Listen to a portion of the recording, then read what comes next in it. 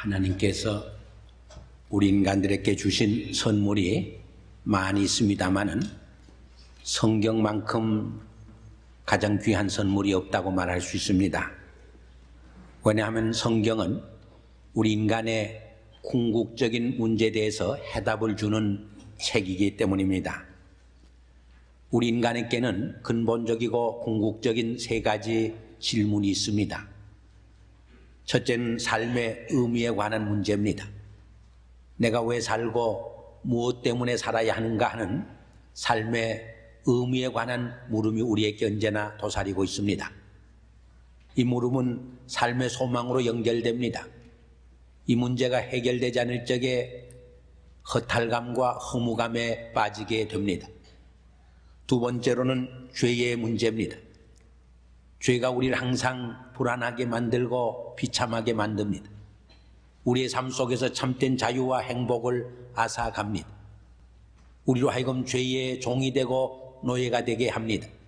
그때 우리는 비참한 파멸에 빠지게 되는 것입니다. 세 번째로는 죽음의 문제입니다. 결국 모든 인간의 문제가 죽음의 문제로 종결되는 것을 볼 수가 있습니다. 우리가 거짓말하고 비겁하게 살며 인간답지 못하게 사는 이유가 어디 있느냐? 결국 죽을까 봐 겁이 나서 그렇게 하는 것입니다. 그러므로 죽음에서 해방된 사람만이 가장 자유로운 삶을 살 수 있습니다.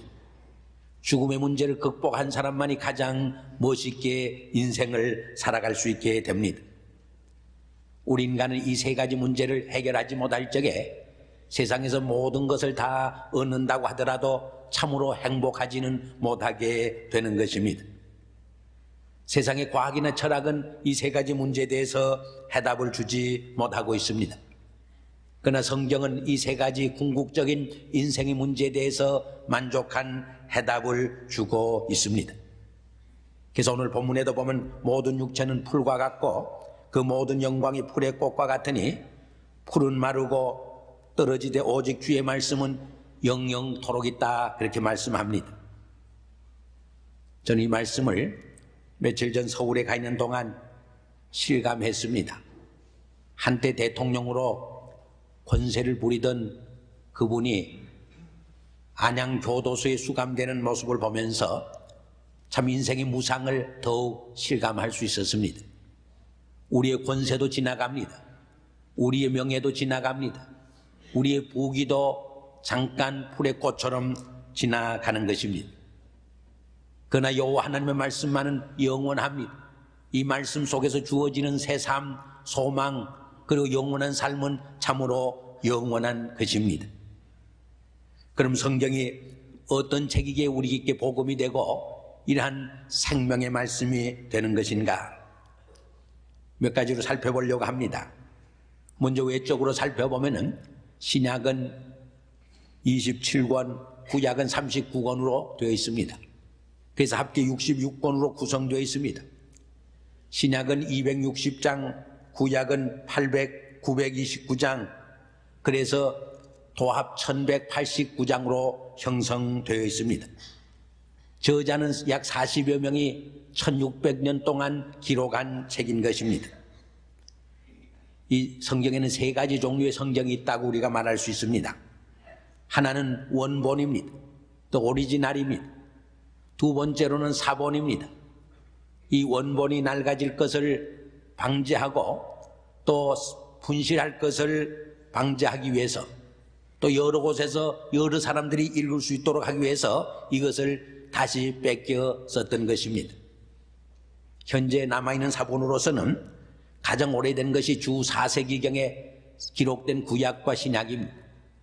구약 사본은 로마의 바티칸 박물관에 보관되어 있습니다. 또 하나 신의 사본은 레닌그라드 박물관에 보관되어 있습니다. 그리고 5세기경에 기록된 알렉산드리아 사본이 지금 대형 박물관에 보존되어 있습니다. 이 사본은 약 4,000권쯤 된다고 보고 있습니다. 세 번째로는 번역판입니다. 우리가 읽고 있는 성경은 번역판입니다. 원래 성경은 구약이 히브리어로 기록되었고 신약은 헬라어로 기록되었습니다. 이것을 다른 나라 말로 번역하지 않고서는 읽을 길이 없습니다. 그래서 여러 나라 종족의 방언과 언어로 번역하게 된 것입니다. 이것이 우리가 갖고 있는 성경입니다. 현재 세계는 2300여 종의 언어로 번역되어 있습니다.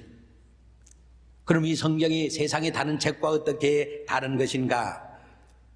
구약 에레미야선 23장 28절에 보면 세상 책과 성경책을 겨와 밀로 비유했습니다. 겨와 밀은 비교할 수 없는 것입니다. 겨와 밀은 그 가치가 하늘과 땅의 차이입니다. 성경은 밀과 같은 존재입니다. 그럼 왜 밀과 같이 값어치 있는 존재인가? 베드로후서 1장 21절에 보면 이렇게 기록되어 있습니다. 예언은 언제든지 사람의 뜻으로 된 것이 아니요 오직 성령의 감동하심을 입은 사람들이 하나님께 받아 말씀한 것이라고 기록하고 있습니다. 사도 바울도 디모데후서 3장 16절에서 모든 성경은 하나님의 감동으로 된 것으로 교훈과 책망과 바르게 함과 의로 교육하기에 유익한 책이라 그렇게 주장을 하고 있습니다. 헬만 바빙크라는 사람은 이런 말을 했습니다. 하나님의 아들 예수가 육신을 입고 강생했지만은 죄가 없으신 것처럼 성경은 인간의 언어로 쓰여졌지만은 오류가 없는 것이라 그렇게 설명을 했습니다. 예수님도 천지가 없어질지언정 내 말은 없어지지 않는다고, 내 말은 영원하다고 그렇게 설명을 했습니다. 우리의 성경 읽어보면 역사도 기록되어 있고 철학도 기록되어 있고 시와 문학도 기록되어 있고 위대한 도덕적 교훈도 기록되어 있습니다. 그러나 그것이 성경이 아닙니다. 성경의 주제는 예수 그리스도입니다. 예수 그리스도를 통해서 주어지는 영생의 삶이 곧 성경의 주제가 되어지는 것입니다. 히브리서 4장 12절에 보면 하나님의 말씀은 살았고 운동력이 있어 좌우에 날선 검보다 예리하여 혼과 영과 관절과 골수를 찔러 쪼개기까지 하며 또 마음의 생각과 뜻을 감찰한다고 했습니다. 이렇게 성경에는 무한한 창조적 힘이 있습니다. 그럼 이 성경 속에 담겨진 무한한 능력이 구체적으로 어떤 것인가? 오늘 본문 말씀을 중심으로 몇 가지로 생각을 해보려고 합니다. 먼저 회개를 통해 새 삶을 갖다주는 능력이 있습니다. 다른 말로 말해서 거듭나게 하고 중생케 하는 능력이 있습니다. 태초의 말씀으로 하나님이 천지 만물을 창조했습니다. 마찬가지로 하나님의 말씀은 타락한 인간을 다시 거듭나게 하시고 중생케 하는 능력이 있음을 보여줍니다. 이 하나님의 말씀은 성령의 역사를 통해서 우리의 삶 속에 예수 그리스도를 심어줍니다. 예수 그리스도의 형상을 닮아가게 하는 삶을 살아가게 합니다. 오늘 본문 23절 같이 읽기를 원합니다. 23절 너희가 거듭난 것이 썩어질 씨로 된 것이 아니요 썩지 아니할 씨로 된 것이니 하나님의 살아있고 항상 있는 말씀으로 되었느니라. 예수님도 니고데모데가 주님을 찾아와서 어떻게 해야 하나님 나라에 들어갈 수 있습니까? 물었을 적에 물과 성령으로 거듭나지 아니하면 결단코 하나님 나라에 들어갈 수 없다고 했습니다. 야고보서 1장 8절에 보면 진리의 말씀으로 우리를 낳았다 그렇게 말씀했습니다. 우리가 거듭나고 중생하는 삶, 이것처럼 중요한 삶의 사건이 없습니다. 사도행전 2장에 보면은 사도 베드로가 말씀을 외칠 적에 그 말씀을 듣던 모든 무리들이 가슴을 치면서 우리가 어찌할꼬 소리칩니다. 회개운동이 일어납니다. 그때 하루에 3,000명씩 회개하고 죽게 돌아오는 놀라운 역사가 일어났던 것을 우리는 성경에서 읽을 수가 있습니다. 우리가 한국교회의 부흥의 역사를 봐도 1907년에 일대 부흥운동이 일어나는데 방위랑 선교사의 글을 인용하면은 그해 1월 6일 평양중앙교회에서 하나님의 말씀을 공부하고 읽다가 회개운동이 일어났고 이 회개운동을 통해서 전국적으로 이 부흥운동이 불을 붙이게 되었습니다. 두 번째로 우리를 거듭나게 하실 뿐 아니라 영생의 축복을 가져다 주는 능력이 있습니다. 하나님의 말씀은 우리를 거듭나게 하실 뿐만 아니라 영원히 죽어 멸망당할 수밖에 없는 우리들을 죄 사해 주심으로 영원한 생명에 이르게 합니다. 이 영생은 하나님의 은혜를 믿는 성도들에게 주어지는 하나님의 선물입니다. 구원의 은총입니다. 하나님의 은혜의 선물이 되어지는 것입니다. 우리 인간은 아무리 높은 지위와 명예를 얻고 권력과 부귀를 가져도 이 영생의 문제를 해결하지 못할 적에, 이 구원의 문제를 해결하지 못할 적에 참된 기쁨과 참된 행복이 없는 것입니다. 그래서 성경에 보면 한 부자 청년이 예수님을 찾아와서 영생에 관한 질문을 합니다. 그는 세상적으로 권력이 있었습니다. 명예가 있었습니다. 부귀영화를 한 몸에 누리는 정말 세상 사람들이 부러워할 만한 행복한 사람이었던 것입니다. 그러나 그 마음속에 공허가 있었습니다. 삶의 무의미 때문에 오는 허탈감이 있었습니다. 영생에 대한 불안과 공포가 있었습니다. 참된 행복과 만족이 없었던 것입니다. 그래서 주님을 찾아가서 어떻게 해야 영생을 얻을 수 있습니까? 영생의 도리를 묻게 된 것입니다. 우리의 삶에서 이 새로운 삶, 영생의 은총만큼 중요한 것이 새 사람이 되지 않고서는 새로운 사회가 이루어질 수 없습니다. 새로운 사람이 되지 않고서는 새로운 국가와 민족을 이룰 수 없기 때문입니다. 세 번째로 하나님의 말씀은 피곤한 심령에 무한한 위로를 줍니다. 낙심한 영혼의 삶의 용기와 새로운 소망을 갖다 주는 것입니다. 오늘 본문 21절 말씀을 같이 읽겠습니다. 너희는 저를 죽은 자 가운데서 살리시고 영광을 주신 하나님을 그리스도로 말미암아 믿는 자니 너희 믿음과 소망이 하나님께 있게 하셨느니라. 물론 소망에도 세상에 헛된 소망이 있고 참된 소망이 있습니다. 이 하나님의 말씀은 우리에게 세상에 헛된 소망을 약속해 주는 것이 아니라 진정한 산 소망을, 참된 소망을 약속해 주는 것입니다. 다윗은 시편에서 이 말씀은 나의 곤란 중에 위로라, 주의 말씀이 나를 살리셨음이니라 고백한 일이 있습니다. 하나님의 말씀은 지친 영혼에게 위로를 줍니다. 우리 인간은 참으로 위로를 필요하는 존재입니다. 상한 심령은 하나님의 치유를 필요로 하는 존재입니다. 사실 하나님의 말씀처럼 우리의 영과 육을 치유해주는 좋은 양약이 없습니다. 신구약 성경만큼 귀한 생명의 양식이 없는 것입니다. 무엇보다도 낙심과 절망 속에 있는 심령에게 새로운 삶의 용기와 소망을 불어넣어 주는 말씀인 것입니다. 영국을 대영제국으로 세계적인 국가로 만든 빅토리아 여왕에게 어떤 이가 이런 질문을 했습니다. 나라를 부강하게 만들고 정말 사회를 복된 사회로 만드는 비결이 무엇입니까? 물었습니다. 그때 그는 조용히 책상 위에 얹힌 성경을 가리키면서 이 하나님의 말씀이라고, 이 하나님 말씀밖에 없다고 그렇게 대답을 했습니다. 옳은 말입니다. 인간의 지식이나 철학이나 사상이 불가능합니다.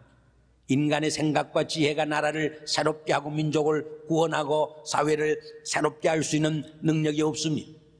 오직 하나님의 말씀, 하나님의 말씀대로 가르치고 하나님 말씀대로 살고 이 말씀 속에 계시된 가치관과 소망과 위로 속에 살 적에 정말 아름다운 공동체가 이루어지고 정말 아름다운 사회가 이루어지고 소망 있는 민족이 이루어질 수 있는 것입니다.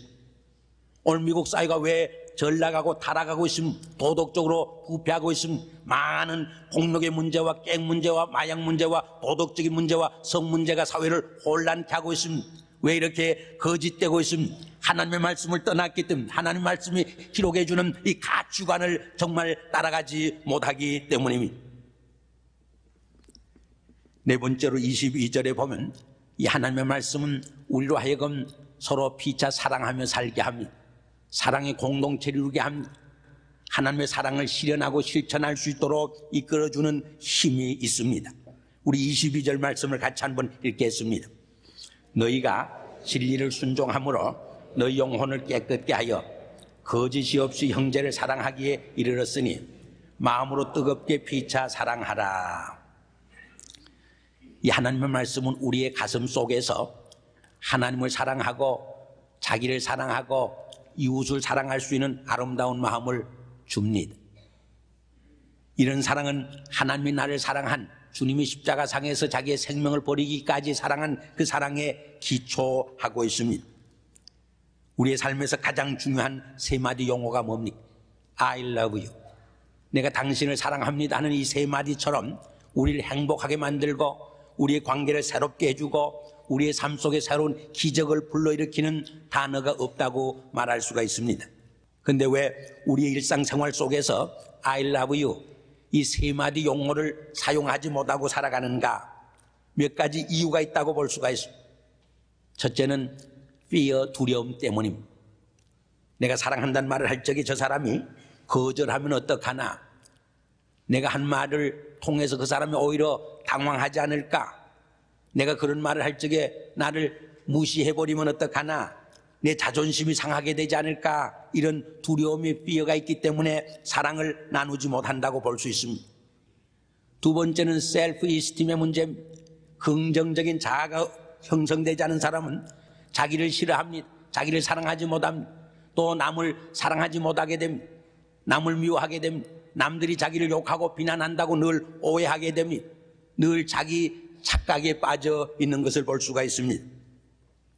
세 번째로는 오늘 우리의 사회의 규범이 정말 사랑하지 못하게 만드는 것을 봅니다. 적은 예를 하나 든다면 남자들 경우에는 어려서부터 감정을 충분히 표현하면서 성장하지 못하도록 사회는 규제했던 것입니다.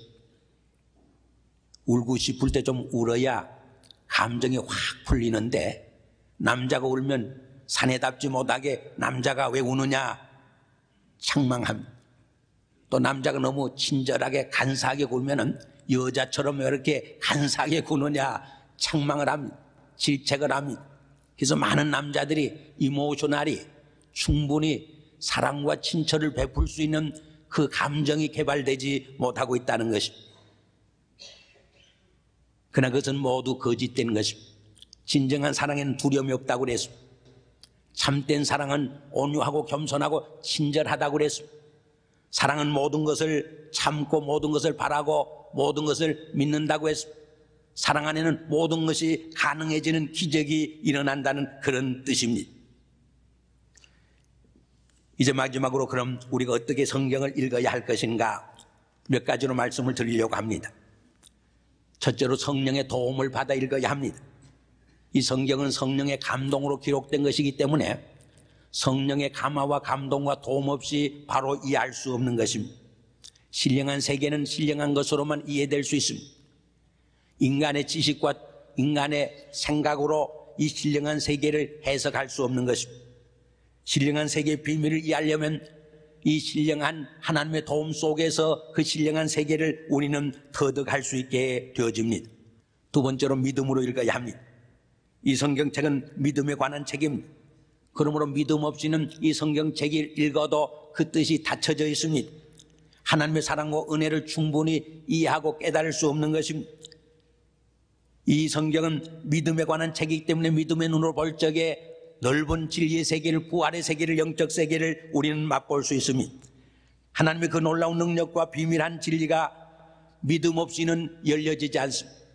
믿음 없는 사람에게는 이 말씀이 닫혀져 있습니다. 그러나 믿음의 눈으로 보는 사람에게는 황활한 진리의 세계가, 무궁한 신령한 세계가 열려있는 것을 발견하고 깨달을 수 있게 됩니다. 세 번째로 이 말씀은 머리로서만 이해할 수 있는 말이 아닙니다.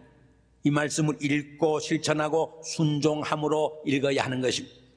믿음으로 순종하는 자에게는 엄청난 축복의 삶이 이루어집니다. 놀라운 삶의 기적이 일어납니다. 성경은 내가 분석하고 비판하도록 주어진 책이 아닙니다. 내가 실천하고 순종함으로 하나님의 영생의 축복에, 하나님의 놀라운 약속의 축복에 동참하도록 주어진 하나님의 선물의 책인 것입니다. 유명한 무디 선생은 성경을 읽을 적에 늘 T자와 P자를 쓰면서 읽었다고 해요. 무슨 말인고 하니 성경을 읽다가 이해가 되지 않냐고 터득되지 않은 구절이 있으면 T자를 썼습니다. 테스트, 시험해 보리란 뜻이에요. 그래서 그 말씀을 생활 속에서 실천하고 순종하고 시험해 봤을 적에 하나님의 놀라운 은혜를 경험하고 체험했으면은 P자를 써놨습니다. proved, 증명되었다, 인정되었다 하는 뜻입니다. 그래서 그의 성경에는 창세기부터 계시록까지 T자와 P자가 아주 많이 쓰여져 있었다고 합니다. 이 하나님의 말씀은 우리로 하여금 실천하고 순종함으로 하나님의 그 놀라운 축복의 그 약속에 동참하도록 주어진 하나님의 말씀인 것을 우리는 기억을 해야 합니다. 그때 우리에게 놀라운 풍성한 삶이, 성숙한 삶이, 영생의 삶이, 신령한 삶이 약속되고 축복되어지는 것을 우리는 체험할 수 있게 됩니다. 그래서 우리가 사도행전을 읽어보면 세 가지 원리를 찾아볼 수가 있습니다. 그 첫째는 성도들이 뜨겁게 기도했던 것이, 두 번째로는 그렇게 뜨겁게 기도했을 적에 성령의 역사를 체험했습니다. 세 번째로 성령의 역사를 체험했을 적에 그들의 삶이 변화되었습니다. 새로워졌습니다. 그들의 삶 속에 기적이 일어났습니다. 그래서 자기들만 이 축복을 누린 것이 아니라 이 영생의 말씀을, 생명의 말씀은 다른 사람에게도 증거하기 위해서 생명을 걸고 순교자적 삶을 각오하고 정말 복음을 증거하게 된 것입니다. 우리의 역사를 읽어보면 수많은 사람들이 이 말씀 속에서 변화되고 새로워지고 하나님의 기적을 체험하고 이 말씀을 증거했던 모습을 우리가 찾아볼 수가 있습니다. 예를 들어 미국의 유명한 전도자요, 오버린 신학교 교장이었던 찰스 피니는 항상 어떤 책을 읽는 것이 좋겠습니까? 묻는 젊은 학생들에게 나의 생을 통해서 가장 큰 감화와 감동을 주고 변화를 준 책은 성경책이라고 말했습니다. 그리고 이 성경책을 읽도록 권유했던 것입니다. 우리가 잘 아는 철로 역정을 쓴 존 번연은 요한복음 6장 37절 이하를 읽는 가운데서 삶의 변화와 용기와 새로운 삶의 축복을 누렸던 것입니다. 윌리엄 쿠퍼는 로마서 3장 24절과 25절 말씀을 읽으면서 자살하려다가 새로운 삶으로 시작했고 하나님의 위대한 종이 될 수 있었던 것입니다. 마틴 루터는 로마서 1장 16절과 17절 말씀을 읽으면서 타락한 교회를 개혁시키는 개혁의 종교개혁의 횃불을 들 수 있었습니다. 범민에 쌓였던 웨슬레는 마가복음 12장 34절 말씀을 읽으면서 크게 위로와 용기를 받게 되었습니다. 데이비드 리빙스톤은 마태복음 28장 18절에서 20절 말씀을 읽으면서 그는 위대한 선교사가 됐던 것입니다. 존 낙스를 낙수로 만든 것은 요한복음 17장 3절에 보면 하나님을 아는 것이 영생이라고 한 그 말씀을 읽고 그는 낙스로서 정말 스카틀랜드를 복음하는데 놀라운 헌신을 하게 된 것입니다. 윌리엄 캐리에게 위대한 선교의 비전을 심어준 것은 이사야 54장 2절 말씀이었습니다. 윌리엄 펜으로 하여금 위대한 개척자적 삶을 살게 한 것은 요한일서 5장 4절에 있는 믿음이 정말 세상을 이기게 한다는 그런 말씀이었던 것입니다. 무디는 요한복음 3장 16절 말씀을 읽으면서 늘 다른 사람의 영혼을 사랑하게 되었고 하나님의 사랑을 확인하면서 복음을 열심히 증거했습니다. 스폴전 목사님은 이사야 45장 22절에 땅끝의 모든 백성아 나를 앙망하라 그리하면 구원을 받으리라 나는 하나님이니라 다른 이가 없음이니라 한 말씀을 읽고 위대한 하나님의 종이 되었습니다. 오늘 성서주일을 맞이해서 이 성경 말씀이 우리에게 주신 것을 감사드리면서 이 성경 말씀 속에 기록된 그 능력의 말씀을 통해서 우리가 변화되고 거듭나고 영생의 축복에 참여하고 정말 이 말씀 속에서 삶의 소망을 얻고 위로를 받고 상처난 심령이 치유함을 받고 정말 이 말씀 안에서 능력 있는 삶을 살아가는 우리가 되기를 주의 이름으로 축원합니다. 기도하겠습니다. 아버지 하나님, 영원히 죽을 수밖에 없는 저희들에게 말씀이 육신이 되어 이 땅에 오시어 우리에게 영생의 축복을 주시고 새로운 삶의 꿈과 비전과 소망을 주시고 날마다 말씀 안에서 승리할 수 있는 삶을 살도록 은총을 베풀어 주시니 감사합니다. 주의 이 말씀을 저희들이 사랑하게 하시옵소서. 이 말씀을 늘 묵상하게 하여 주시옵소서. 이 말씀 안에서 주님을 만나고 나 자신을 발견하게 하시고 나 자신을 향해 주시는 축복의 약속 속에서 늘 주님과 동행하는 삶을 살게 하여 주시옵소서. 주님 성령으로 이 말씀을 일깨워 깨닫게 하시고 성령으로 이 말씀을 저희들이 삶의 양식으로 삼아 날마다 말씀 속에서 성장하고 성숙할 수 있도록 축복해 주시옵소서. 예수 그리스도 이름으로 감사하며 기도드리옵나이다. 아멘.